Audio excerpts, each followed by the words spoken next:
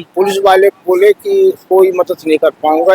अयोध्या जी में एक पांडे नाम का पंडा था जी।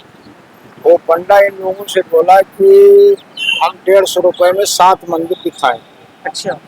अंत में वो 7 मंदिर न दिखा करके केवल 3 मंदिर दिखा करके इन लोगों से जबरदस्ती 150 रुपए छीन लिए। जी।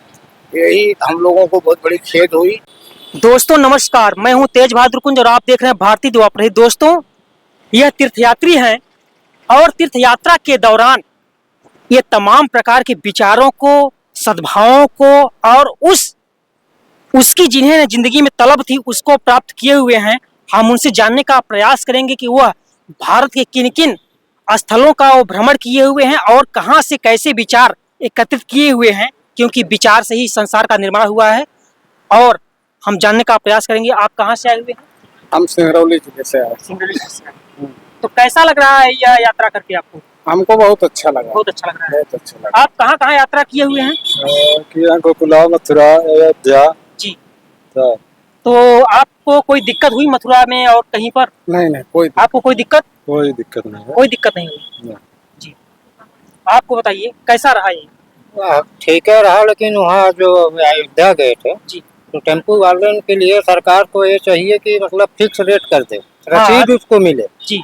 पब्लिक को। जी। कितना नाजायज, मान लीजिए 2 किलोमीटर 3 किलोमीटर जाना है, 150 आदमी से ले लिया। जबरी जब उतरते हैं यात्री लोग, जबरी वो बैठा लेते हैं, बाद में घुमाते हैं। 7 कहे थे, 3 घुमाए चले गए, पैसा हम लोगों से उतने ले लिए। तो सरकार को उतना चाहिए कि मतलब जिसका रेट वो फिक्स करे उनका भी। जी। आप कहाँ से आए हैं? हम भी सिंगरौली से आए हैं। सिंगरौली से आए। हाँ। तो ये प्रयागराज आपको कैसा लग रहा है? प्रयागराज और अच्छा लगा, पर यही पंडा के द्वारा टेम्पू दिया गया, पर टेम्पू के नहीं है वो। बोलिए। दोनों जगह कोई बात था भाई जी।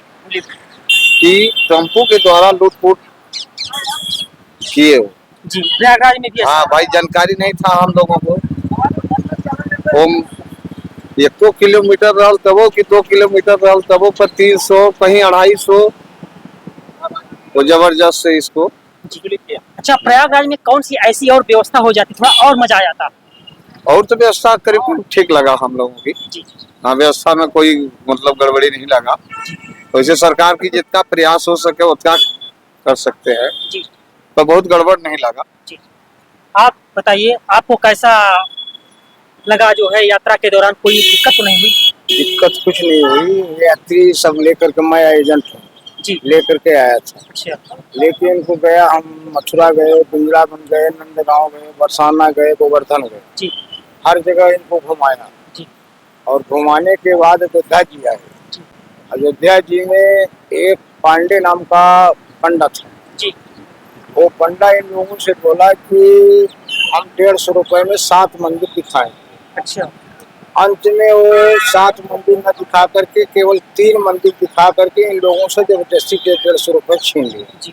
यही हम लोगों को बहुत बड़ी खेद हुई। ये अच्छी बात नहीं। हाँ, और एक हमारे साथी का मथुरा में मोबाइल गुम गया। जी। जेब से उसके निकाल लिए।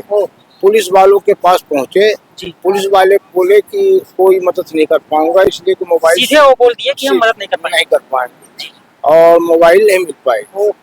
हाँ, 10,000 रुपए की मोबाइल थी। आप बताइए, क्या कोई दिक्कत आपको हुई?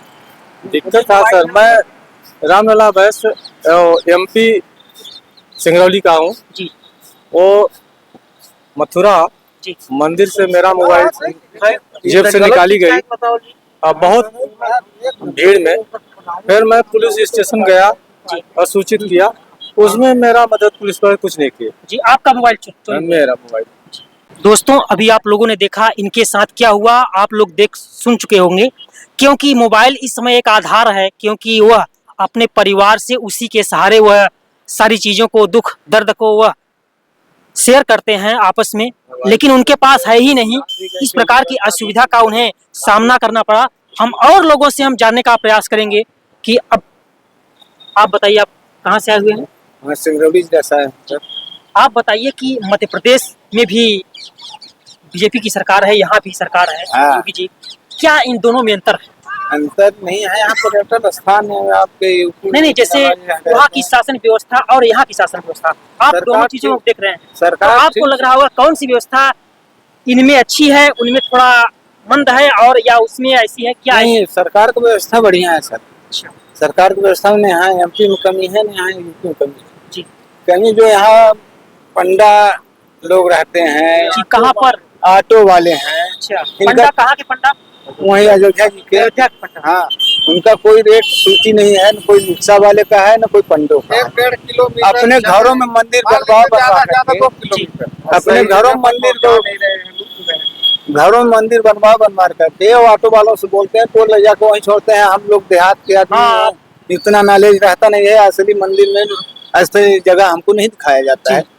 हैं? भाई दर्शन करने में कुछ पैसा नहीं लगता है, लेकिन पंडा वहाँ घर में ले जा करके पैसा सुन रहा है कितना 551 दान करिए, 151 दान अच्छा, करिए। 551 दीजिए दर्शन के लिए। हाँ, तो यही सब हुआ है, और बाकी यात्रा हम लोग का सही था। जी। अच्छा, आप लोग कहाँ कहाँ यात्रा की है अभी तक, शुरुआत चित्रकूट से हुआ है। और कहाँ गए आप? चित्रकूट से फिर वहाँ गए आगरा, आगरा, और आगरा से फिर गए हम लोग मथुरा, गोकुला, मथुरा, वृंदावन, वहाँ के जितने हैं वहाँ घूमे, बरसाना वगैरह। जी वहाँ से हम लोग फिर आए हैं यहाँ अयोध्या। और वहाँ गए इतने समय के बाद है, कल की। तो भाई उनको ये सोचना नहीं चाहिए कि ये लोग गरीब हैं, बाहरी मतलब देहात के हैं, इनके पास पैसा इतना नहीं होगा। जी उनको ये सोचना चाहिए, 150 रुपए आदमी बोल के और घुमाने के लिए पूरा मंदिर वहाँ पे बोले थे।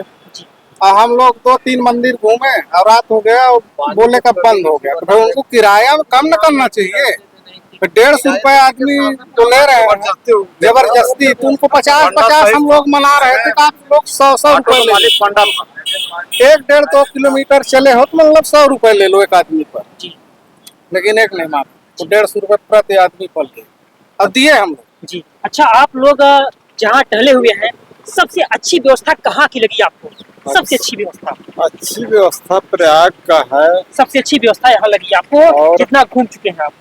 हाँ, तो भाई यहाँ हमको कोई तकलीफ नहीं हुआ।